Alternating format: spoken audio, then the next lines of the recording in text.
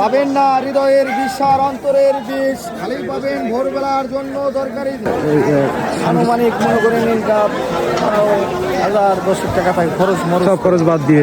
সম্প্রতি আমি গিয়েছিলাম মানিকগঞ্জের শিবালয় উপজেলার জাফরগঞ্জ নামক একটি বাজারে।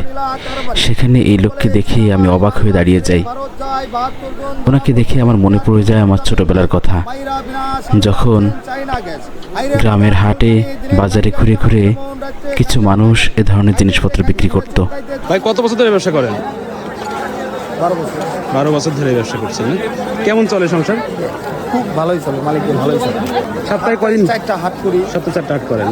এক হাট করি মনে করেন হিরো হাট করি, শনিবার দিন মনে করেন ঝিটকা হাট করি, বরেঙ্গালের দিন হাট করি, রোববার দিন উঠলে হাট করি, বিভিন্ন বিভিন্ন হাট আছে। সপ্তাহে 4টা হাট চলে। আর 2 দিন কি করেন? বাকি 2 দিন? বাকি 2 দিন স্থান আছে আমাদের, আরিচা ঘাট আছে, এখানে বসে ওখানে বসে বিক্রি করেন। আর মালগুলো কিনতে যান কোথায়?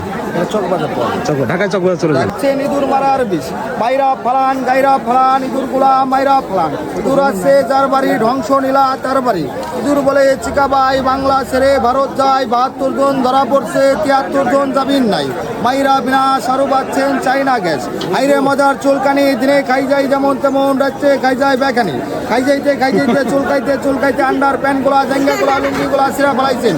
চোরা শোধ গ্যারান্টি।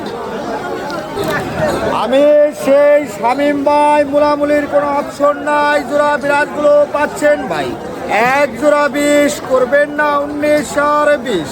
খালি ভোরবেলার জন্য দরকারি জিনিস, পাবেন না হৃদয়ের বিষ আর অন্তরের বিষ, খালি ভোরবেলার জন্য দরকারি জিনিস।